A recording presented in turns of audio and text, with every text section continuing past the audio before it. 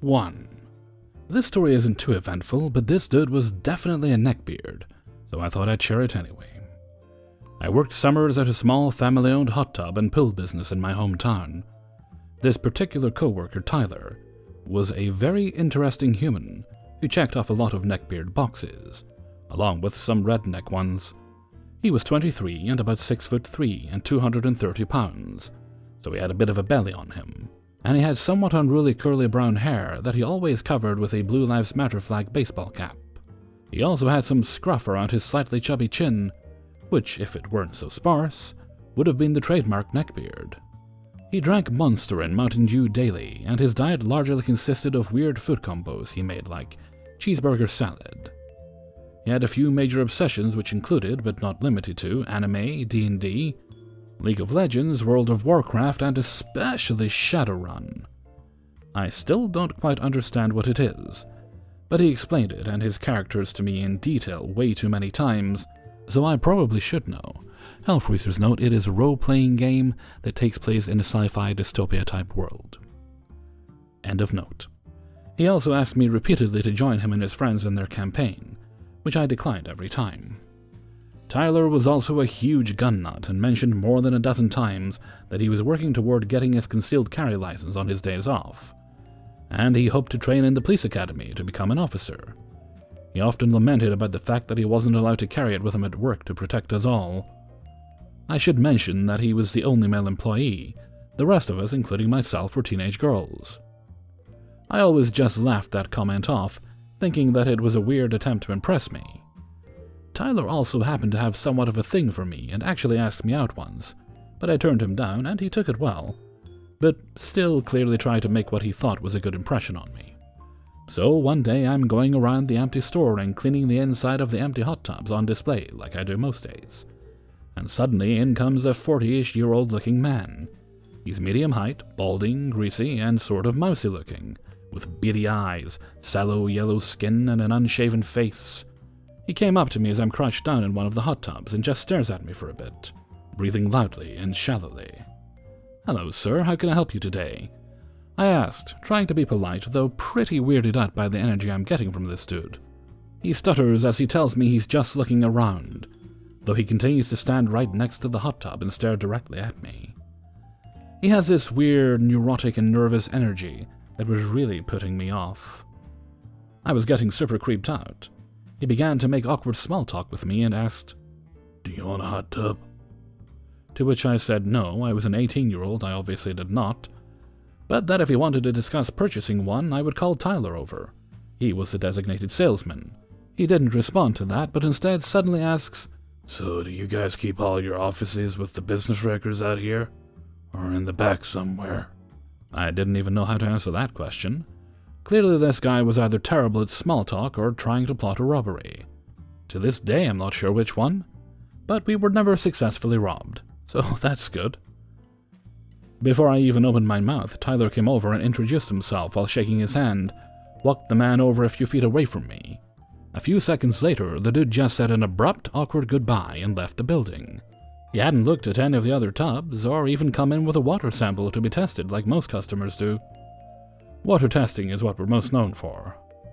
I'm not sure what his intentions were that day, but I have a really icky gut feeling that they weren't good.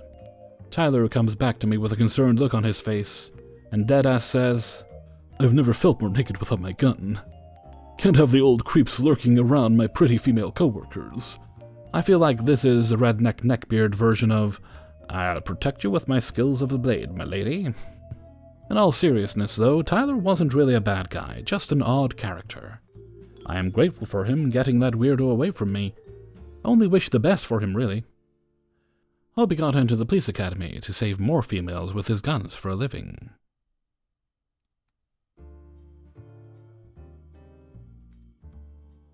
2. This wonderful story has a couple of characters. Me, Yoshiaki622, a short Asian kid. Legbeard, let's call her Pinkbeard. Friend, let's call him Steve. An average-looking guy who doesn't do much in the story. Back in my sophomore year in high school, there was this big anime club. I decided to join it because I'm kind of into it, but not a full fanatic. I really liked a few select anime, but they also played a lot of video games, mostly Smash. I liked the people and knew a lot of them, so I decided to join. For the first few months, it was absolutely awesome. Every Tuesday, I'd hang out with my friends and play Smash, while listening to anime playing on the projector, and it was glorious. One day, we were chilling out when the head of the club announced that we got a new member. Typically, this was just to help make them feel comfortable, so it wasn't too unusual. She was pretty cute, albeit a little pudgy. She had a pretty small build, maybe about 5'2", and she was a little bit on the chunky side, not fat, but kinda big on the hips. She had on a too-tight Zelda shirt and an anime backpack, Fairy Tail I think, and a shit ton of keychains. Her crowning feature was her pink hair, which looked absolutely obnoxious. She had it curled up and styled like a popular Japanese fashion, but it was kind of frizzy and a little greasy. Other than that, she looked pretty normal. She seemed outgoing and moved into a group quickly, eventually settling next to me. I didn't mind the company, since my buddy happened to be gone that day. I asked if she had a DS and she said yeah, so I asked if she wanted to play. Eventually she joined and we played a couple matches with her, and she wasn't too bad. She kicked the crap out of me and a couple other people. I told her she was really good and she got really bashful, but not the normal kind. She got really animated and squeaked out a "Thank you! Getting a compliment from such a sweet kawaii boy from you is so sugoi." I felt my insides cringe a little, but it wasn't so bad. I met a fair share of weebs, and they were relatively cool. I didn't think too much about it, and just awkwardly nodded, telling her that she's pretty good. She hung out with me during club after that, and I eventually introduced her to my friend. Pinkbeard was pretty nice, but she did have her moments. We walked to the outdoor tables to have a match since the club room was a little loud, and she was latched onto my arm. I figured she was cold since the room was always kind of chilly, but it still felt off. I asked her if she was okay, and it was a bit odd. "Pinkbeard, are you okay?" "Oh, Yoshiaki622. She batted her eyes animatedly and squeezed her body against my arm, getting very uncomfortably close to squishing her boobs to my arm. "I'm okay now, it's so cold. I just figured I could warm up with my best friend." She then gave me a clearly fake and animated sneeze before letting go of me, leaving me with several questions. After that, she started to lean on me more and touch me a bit more, all of which I was uncomfortable with. I didn't want to tell her no because I didn't want to make her upset. I knew what it was like to be rejected by people, and I never wanted to make someone feel bad. I just didn't like how she touched me. It was creepy. One day, she was leaning up to me at lunch and cuddling my arm. I was at my wit's end as I tried to eat my food with her clinging to the left side of my body, before I felt a rush of Neckbeard energy plow into me like a pink-haired truck. She was leaning in to kiss me on the cheek, and that's when I felt everything implode into a Cheeto dust-filled void of terror. I just remember her kissing my cheek and me going, "Whoa, what the fuck are you doing?" She made this face and got animated again, her voice going all high-pitched. "Yoshiaki622, isn't this love?" She got really weird and strangely, most likely fake, violent with no one in particular. "They don't know who they're messing with. I'm a yandere. No one can take my Yoshiaki622 away from me. No one!" She began to laugh hysterically, which drew over everyone's attention, leaving me red-faced and trying to hide behind Steve. I just wanted to die. She ran off laughing like a nutcase before I awkwardly left and went to my classroom early, where thankfully I could go inside. I didn't see her much after that, which leads to a pretty anticlimactic ending. She followed me around after for a bit and stuck weird sticky notes to my locker, but that eventually stopped when I visibly didn't care. I was fucking terrified on the inside. I'm just guessing me freaking out scared her off a little. She would occasionally do some weird shit in the halls, but it wasn't directed at me in particular. Over time, she started messing with other people and left me alone. But I did watch her change slightly. Her hair changed color a few times over the year, but nothing else. 3. Here's the cast. The skinny Neckbeard as Sen, my table mate. TM, they don't say much until around the end, but they were present during the encounter. Me, you get the idea.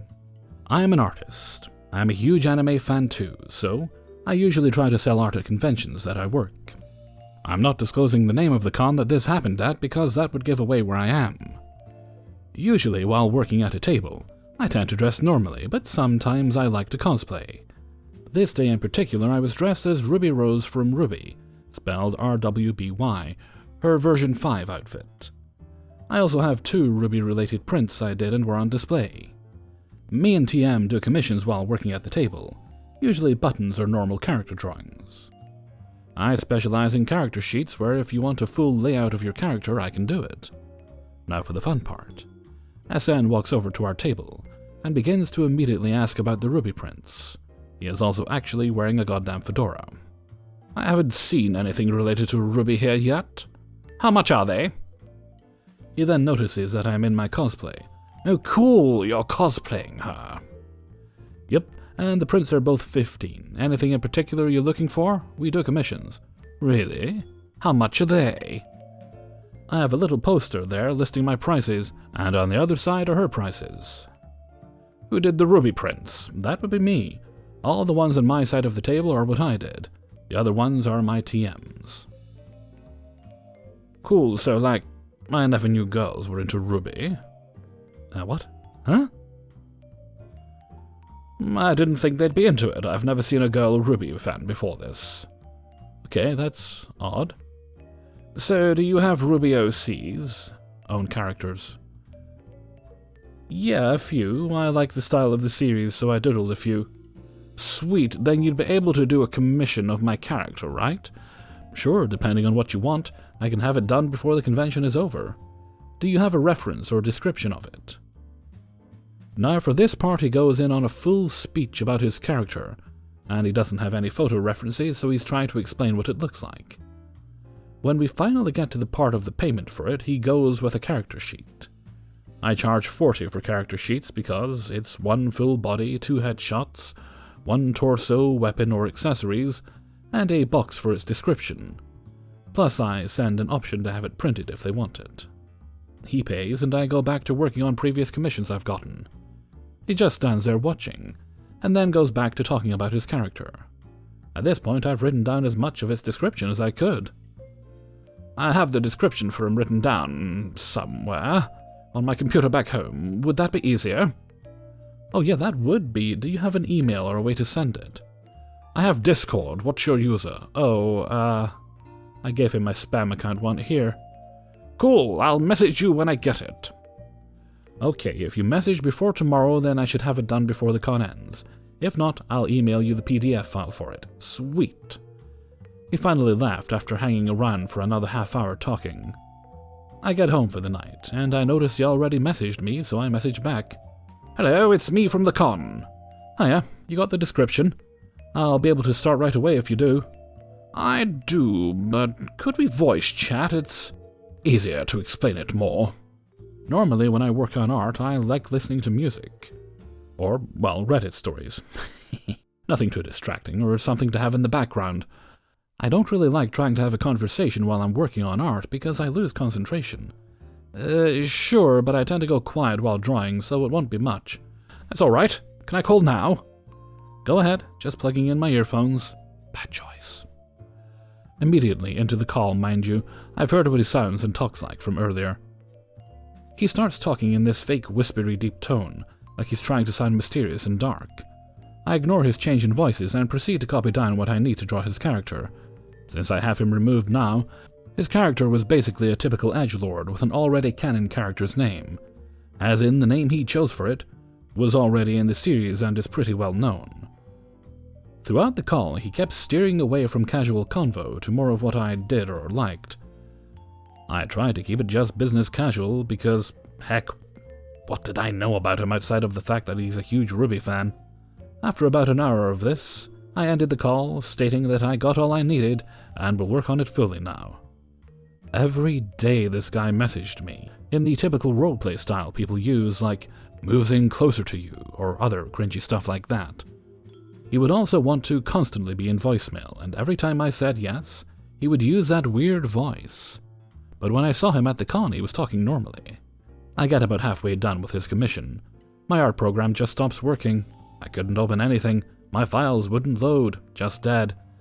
So I tell the guy and refund his money because I couldn't figure out how to fix it, and I promised that I would finish it, but until then, he could have his money back. And that's the last I've heard of him. My TM pointed out to me that while SN was around our table, he would just watch me or move around out of view to watch. I'm pretty sure in the future I'll have more Neckbeard stories the more I go to these conventions, because I have a bad thing where I somehow attract all the weird ones. I blame the fact that I'm a tiny-ass Asian girl that's into all the nerd shit. 4. This story takes place at a party Z, Shy, and I were invited to. When I say party, I don't mean what you think. It was just about 15 people hanging out at my friend's, who we'll call Rin's room, just eating popcorn and watching movies. Now, Shy's changed a lot since I first met her. She came out of her shell and her stuttering is almost completely gone. She talks more about her interests or speaks out if she is uncomfortable. I'm really proud of her. With this new happiness came new interests, including makeup. She became a total fanatic about makeup and often practices on me. I've always wanted to wear makeup and Z likes it, so it works. She started wearing really creative and beautiful looks out. This was no exception. She came over to my house to do our makeup before Z came and picked us up. After we were in the car, Z said, "Hey, somebody who's gonna be at the party messaged me and asked me to pick him up too. Do you guys mind if we do?" We said it was fine. Now I was sitting in the front with Z and Shy was in the back. So when we went and picked up our Neckbeard, who we'll call Stinkbeard, SB for short, he sat directly beside her.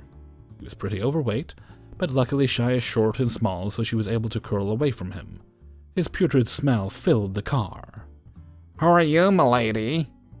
Shy looked at me in the rearview mirror with an almost horrified expression, and I had to stop myself from laughing. Who are you?" "My name's Stinkbeard, m'lady. Pleasure to meet you." "Oh, please don't call me that. My name's Shy." "You have some lovely makeup, may I say. I love the way it looks. You look like an anime girl." Kind of a weird comment, but Shy's expression changed and her eyes lit up. Maybe SB wasn't so bad after all. She started explaining the work she put into it. She pointed up at me and said she also did mine too. "What, is he gay? No man would sit and let a girl put makeup on him." Z tensed up. "He's my boyfriend, dude. Of course he's gay." He lay a hand down on his lap, palm up, so I slipped mine into his and gave a reassuring squeeze. "You're gay too, Z? Huh. Is there anybody in this car besides me who isn't a—" And then he said a word there that civilized people don't repeat. Upon hearing that, Z hit the brakes hard. You can guess what that word was. SB went forward and hit the back of my seat since he didn't have a seatbelt. "Oh!" He whined in an over-exaggerated voice and rubbed his head. "I was just kidding." I'm sure he thought this made him seem like an adorable and lovable anime character, but he sounded just like an angry child who didn't get his way. "Listen, Stinkbeard, I was more than happy to give you a ride, but you aren't going to disrespect OP like that, okay? Either shut the fuck up or get out of the car. Your choice." "Calm down, Z." I kissed Z's head. "But yeah, that was totally uncalled for. Please don't do it again." Shy looked at Z with apologetic eyes, and he gave a sweet smile. Smile is so incredible, I swear. To let her know that he's not upset with her. SB went quiet and pouted in silence. Z started the car back up, and we went to the party without another word. When we got there, everybody else arrived and started a movie. A couch along with a few chairs had been pulled into Rin's room.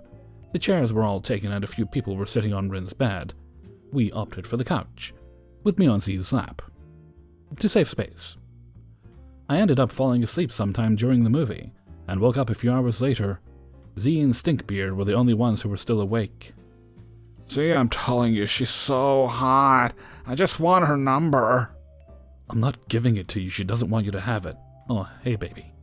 Z looked down at me and smiled. "Hi," I mumbled. I was still groggy, so I wasn't really one for conversation, but I did still place a little kiss on his lips. "Oh my god, this is so gross. Even if—" And then he cursed and said that word again. "Have somebody, don't they? I'm the only one still alone." SB exploded. Yelling loud enough to wake up almost everybody, we all looked at him, stunned into silence. Z stood up and gently put me down on the couch, then took a step towards SB. Don't fucking talk about us like that. Of course you're gonna be alone if that's how you act. I tugged on Z's sleeve. It's okay, Z, he doesn't mean anything. Let's just go. He looked at me, then SB, then me again. Alright, fine. Shy jumped up and started to follow us outside, but Stinkbeard grabbed her arm. Don't go, Shy. Give me your number. We could be amazing together. You could be my waifu, please. Let me go, SB. She yanked her arm away, then kicked him in the nuts when he tried to take another step closer. He dropped to his knees, groaning. Z, Shy, and I looked at each other. Everybody in the room was shocked, especially Shy. I've never seen her do anything to hurt anyone. Z grabbed both of our hands and pulled us out. The second we got out of the house, we all started laughing. It was an awful experience, but it felt good to laugh it off with my friends. Apparently, Rin kicked Stinkbeard out for ruining her party. Nobody really wants to talk to him now. Sometimes I see him at school, but he's all alone. And yeah, that makes me feel bad, but he had the opportunity to make some amazing friends. Hell, he could have ended up being friends with everybody at that party, but he chose to be all creepy to Shy. So I guess these are the consequences. Hey, SB, I hope you take a shower soon. Don't be weird to girls.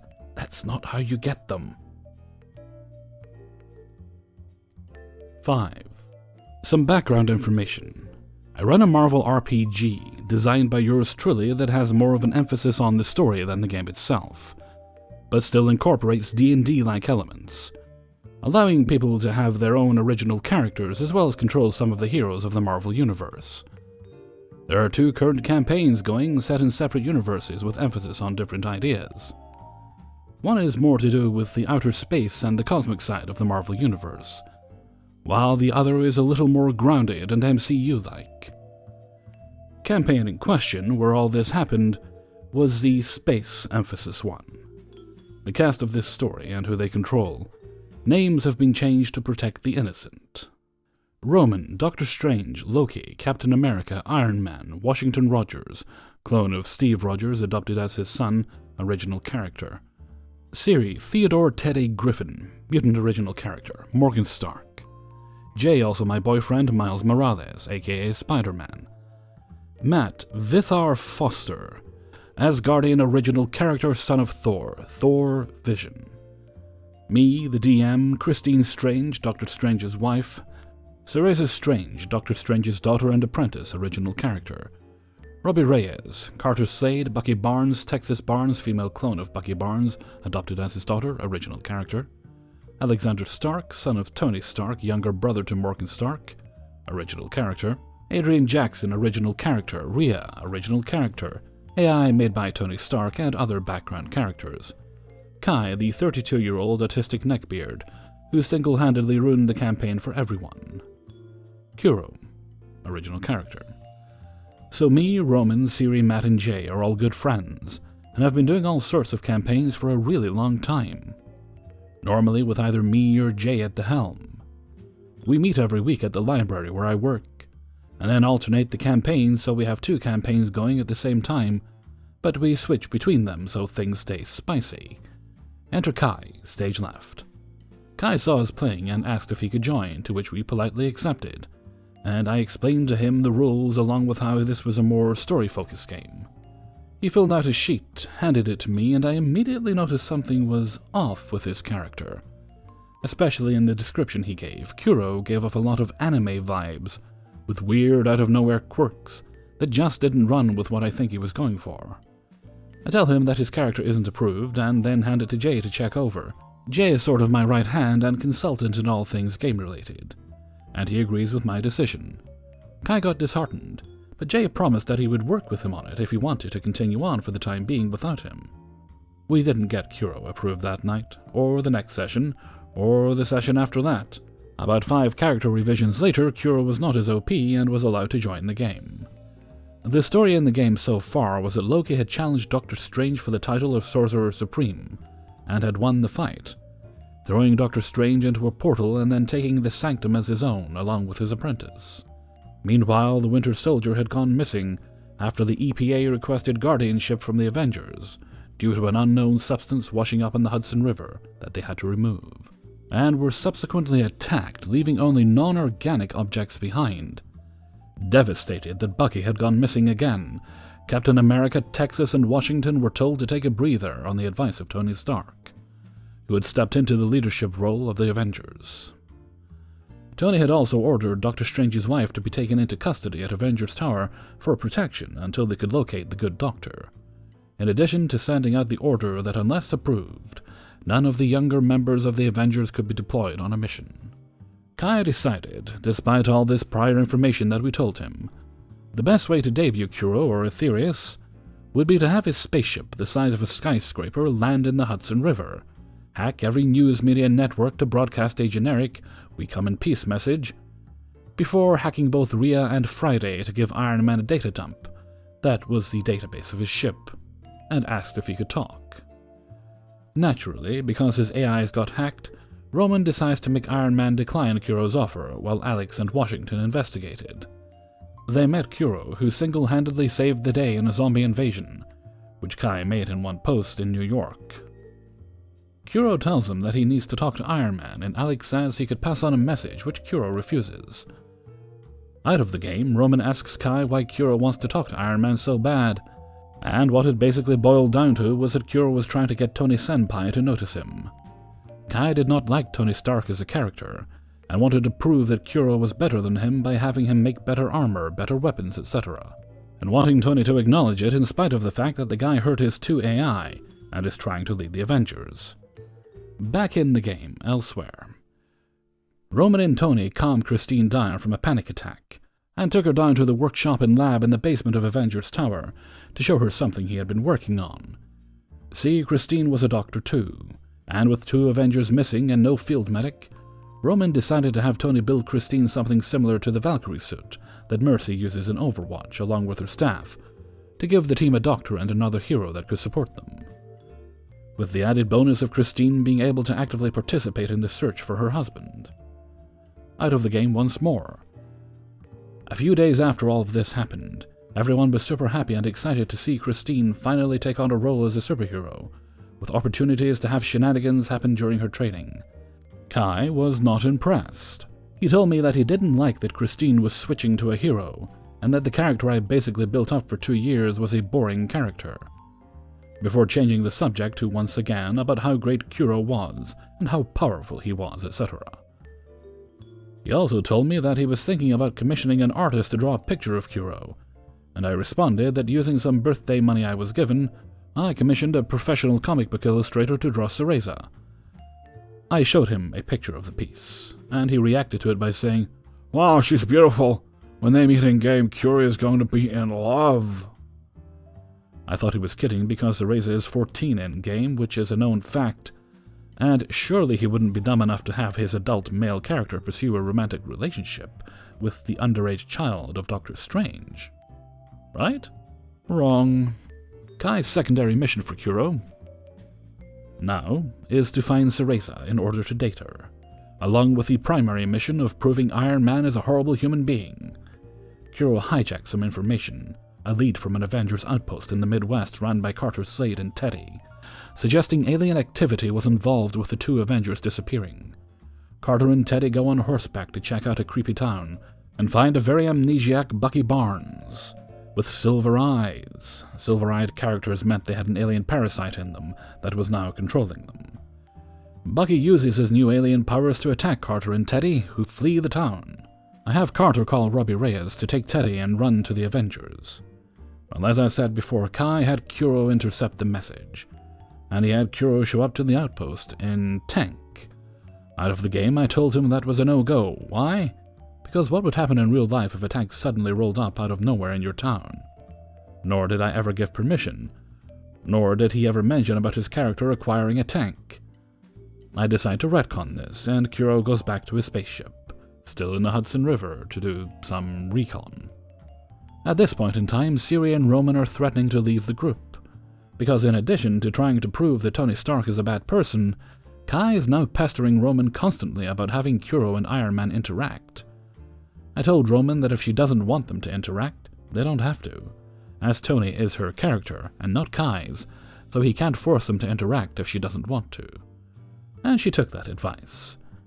Meanwhile, Jay and I both separately talked with Kai, who says that his autism is to blame. Nevertheless, we let him off with a warning.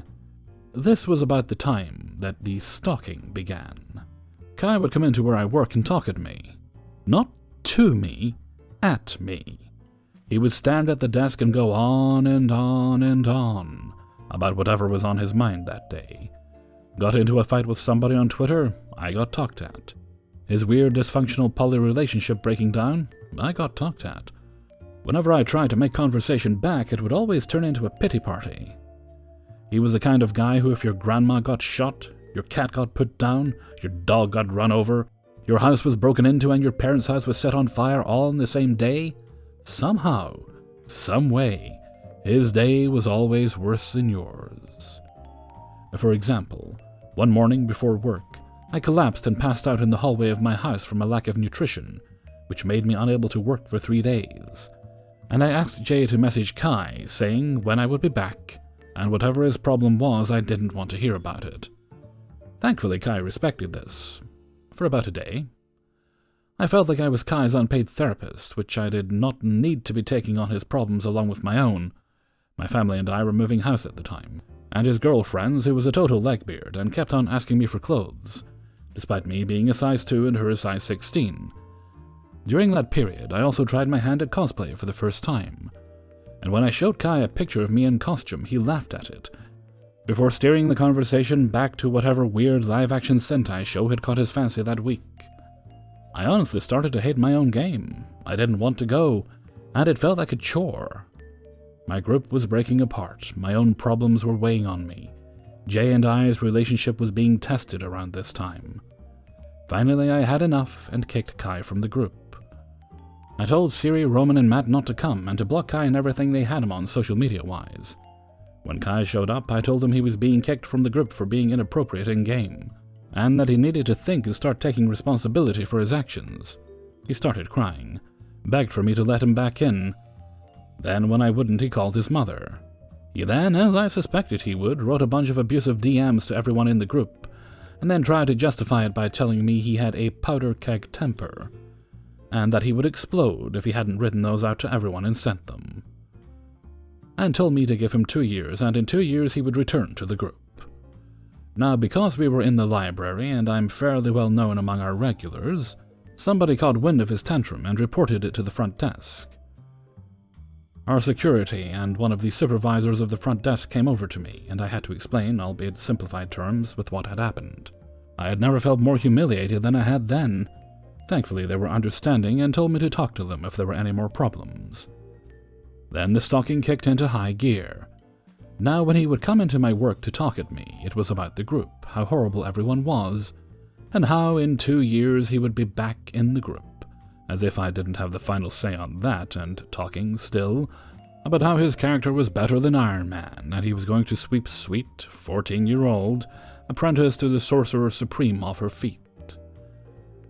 I was at my breaking point, and Jay couldn't stand to see something I had worked so hard on, and my love of the game and comics be destroyed. Not to mention it was affecting my schoolwork. He would come up to me at work, and when I wasn't there he would message me with mostly the same content in messages. What broke the camel's back was one day I was doing my schoolwork while I had some downtime at my desk, and he told me how much he pitied me for being in college, because he had a hard time in calculus, he dropped out of college, when he was in, and asked me if I struggled in it too. I responded that I have never had to take calculus, so I never struggled with it. And I was lucky because most of the classes I did take in terms of math were financially based.